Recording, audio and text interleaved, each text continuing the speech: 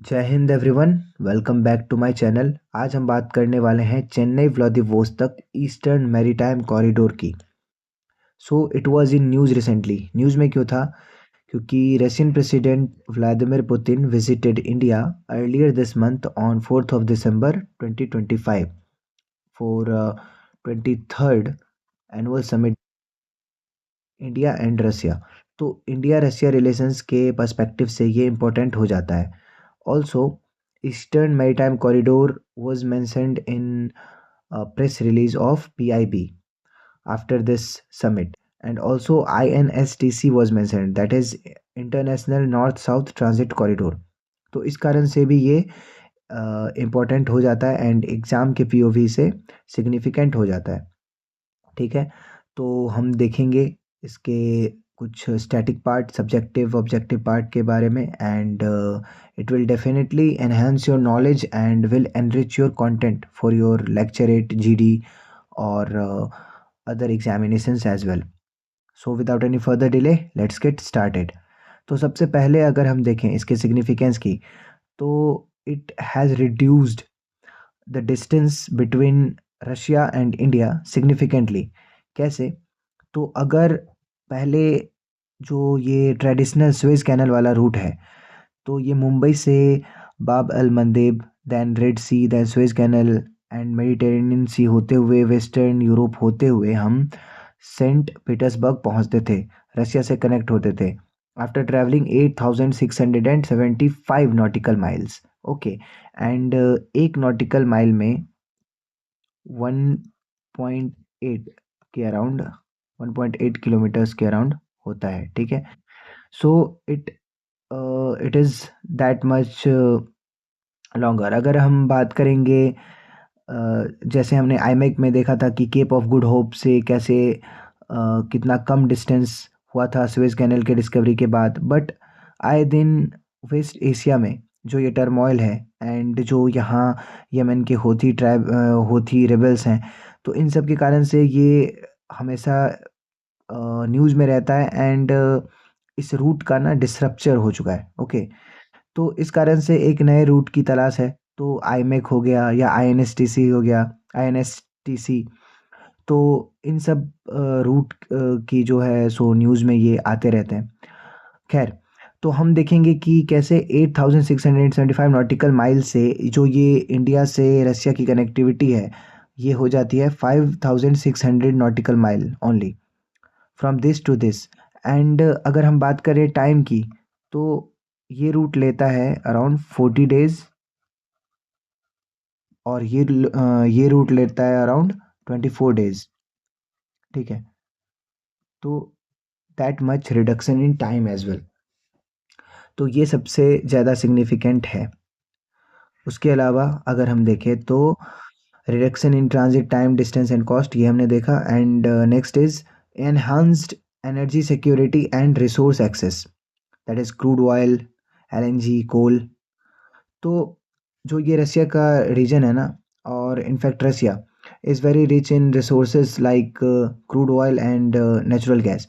तो इससे क्या होगा कि इंडिया की जो क्रूड ऑयल की ज़रूरतें हैं वो हम पूरा कर सकते हैं with in less time and less travel and less cost.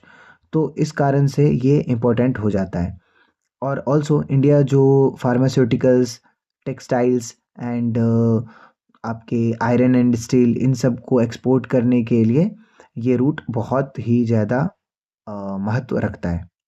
ठीक है, इसके अलावा अगर हम देखें तो it will strengthen bilateral relation and boost in trade.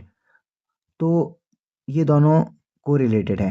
ठीक है, बोथ आर को रिलेटेड, क्योंकि अगर अच्छा ट्रेड है तो बायलैटरल रिलेशंस भी अच्छे हैं। ठीक है, तो बूस्ट इन ट्रेड कैसे होगा? तो इंडिया जो भी प्रोड्यूस करता है वो यहाँ भेजेगा, एंड जो क्रूड ऑयल और बाकी नेचुरल गैस जो रसिया प्रोड्यूस करती है वो इंडिया को भेजेगी। तो इसमें एक चैलेंज है जो हम आगे देखेंगे, चैलेंजेस भी। और नहीं तो चलिए यहीं देख लेते हैं कि इंडिया और रसिया का जो इस साल अक्टूबर में 25 साल पूरे हुए थे strategic partnership between Russia and India strategic partners. ठीक, पार्टनरशिप। तो इसमें क्या आया था निकल के कि इंडिया और रशिया का जो ये ट्रेड रेशियो है वो है 1:13। तो ये जो 12 यूनिट का डिफरेंस है ना, इसको कम करना होगा। Then only we can leverage this. Okay, कि हम भी एक्सपोर्ट कर पाएंगे। और जो ये रुपी वॉस्त्रो वॉस्त्रो अकाउंट जो आया था कि रुपी रूबल में हम ट्रेड करेंगे, तो ये भी तभी संभव होगा जब हम दोनों का जो ये रेशियो में जो 12 यूनिट के अराउंड डिस्पैरिटी है, तो ये कम पे आ जाए, अराउंड 2 to 3 पे आ जाए। ओके।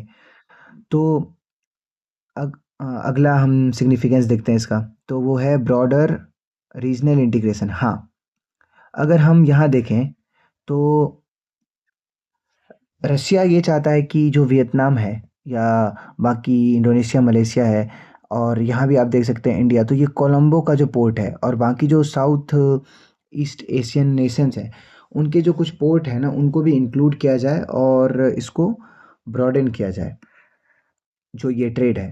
तो ब्रॉडर रीजनल इंटीग्रेशन, तो बाकी ये रीजनल भी रीजन भी इंटीग्रेट होंगे और इसके कारण से ये रूट और भी रोबस्ट हो सकता है। ठीक है। फिर आगे देखते हैं इसके चैलेंज की। हाँ, सिग्निफिकेंस में एक ये भी है कि इंडिया और रसिया जो प्लान कर रहे हैं around 100 billion dollar, around 100 billion dollar का जो है trade volume between, trade volume जो है between Russia and India, between Russia and India by 2030। Okay, आप ये भी ध्यान में रखोगे कि 100 बिलियन डॉलर का जो है ये एम रखा गया है। ओके, तो ये भी एक सिग्निफिकेंस है। ठीक है। फिर अगर हम देखेंगे चैलेंजेस के बारे में, तो चैलेंजेस जो हैं वो अपॉर्चुनिटीज़ इससे ज़्यादा है। ठीक है। तो अपॉर्चुनिटीज़ जो है ना, opportunities is way more than challenge. Okay, क्योंकि चैलेंज में जस्ट हाई कॉस्ट तो इनिशियल है, इट इज़ जस्ट इनिशियल। अगर ये चालू हो जाता है, हालांकि 2024 से ये ऑपरेशनल है, बट इस पे काम अभी हो ही रहा है और इसके इसी जो $100 बिलियन की जो ट्रेड वॉल्यूम बढ़ाने की बात है वो चल रही है। ओके। तो आगे आपका high cost and then bottlenecks in hinterland, hinterland connectivity. अब ये हिंटरलैंड क्या है? तो जैसे मान लीजिए यहाँ मुंबई है और ये गुजरात है, तो गुजरात के कुछ जगह से कुछ फार्मर्स मान लीजिए कि टेक्सटाइल रॉ कॉटन उगा रहे हैं, उनको एक्सपोर्ट करना है, तो मुंबई पोर्ट हो गया। तो पोर्ट से जो ये अंदर के जो ये इंडस्ट्रियल जो सेक्टर्स हैं, यहाँ से इसकी कनेक्टिविटी, तो ये हिंटरलैंड कनेक्टिविटी कहलाती है। तो इंडिया में चेन्नई से और भी जगह से ये रोबस्ट कनेक्टिविटी होनी चाहिए और सेम होनी चाहिए यहाँ पे व्लादिवोस्तोक से अगर पीटर्सबर्ग जाना हो, क्योंकि हम इस आईएनएसटीसी को, that is international north south transit corridor, जो कि इंडिया से ईरान होते हुए Caspian Sea, this is Caspian Sea होते हुए फिर रसिया को जाएगी पीटर्सबर्ग, तो इन दोनों को भी कनेक्ट कर सकते हैं। एंड क्योंकि ये एक मल्टी मॉडल प्रोजेक्ट है जहाँ पे rail network and road network भी होगा। ये it is just a maritime corridor. Okay.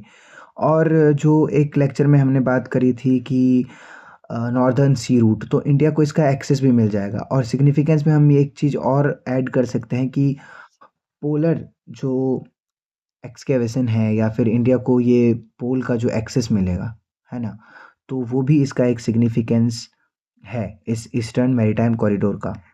Okay. तो ये एक सिग्निफिकेंस है। एक और सिग्निफिकेंस है कि जो ये ट्रेड का और रिसोर्स का diversification, after US tariff, after जो है सो ये टैरिफ वॉर जो अभी चल रहा है, और हम देखेंगे कि जो ये सऊदी है वो यूएस के क्लोज अलाई में आ जाएगा। तो अब और रिसेंटली सऊदी ने क्या किया है कि पाकिस्तान का जो ये फील्ड मार्शल आसिम मुनीर है, ये फील्ड मार्शल क्यों है वो अब यही जाने। तो हैज़ कम तो Saudi Arabia has conferred highest civilian honour to Asim Munir. Okay, तो ये एक अच्छा जेस्चर नहीं है इंडिया के लिए, and India exports heavy crude oil from Saudi Arabia. और हालांकि हम यहाँ इराक से भी मंगवाते हैं, but heavily rely on this, तो हमें इसको डाइवर्सिफाई करना होगा, हमें ईरान की तरफ जाना होगा एंड रशिया की तरफ जाना होगा। क्यों? क्योंकि Iran and Russia both are members of BRICS and SCO as well. तो ये चीज़ है। और अब हमें इतना टेंशन लेने की ज़रूरत नहीं है कि यूएस सैंक्शन लगाएगा या कुछ, क्योंकि ऑलरेडी टैरिफ वॉर चल रहा है। तो इससे कुछ मतलब इतना सोचना नहीं है, एंड हमें ट्रेड को डाइवर्सिफाई करना पड़ेगा एंड करना होगा, और कर भी रही है इंडिया। तो इस कारण से ये न्यूज़ में आ जाता है। अब आईमेक की बात है, तो आईमेक आप बताओगे कि आईमेक यमन से होके जाता है या ओमान से, और या फिर ये यूएई से, इसका क्या रूट है, कौन-कौन से कंट्रीज़ इसमें इन्वॉल्वड हैं? और इसका एक जो ड्रॉबैक है कि वेस्ट जो एशिया है, यहाँ के टर्मॉइल के बारे में, यहाँ की इंस्टेबिलिटी के बारे में। क्यों? क्योंकि सऊदी अरेबिया एंड इज़राइल दोनों में आइडियोलॉजिकल डिफरेंसेस हैं। तो इस रूट का जो ये आईमेक वाला रूट था, इसका जो है सो अ इसका महत्व वो डाइल्यूट हो जा रहा है इन कारणों से, ठीक है? तो इंडिया के का अब जो ये आईएनएसटीसी है एंड ईएमसी है, इस पे ज़्यादा फोकस करने की ज़रूरत होगी, and it will definitely enhance the trade and commerce of India, and also we can say that navigating through these challenges we can leverage this route. So that is all for today, and we have learnt about the importance of this eastern maritime corridor.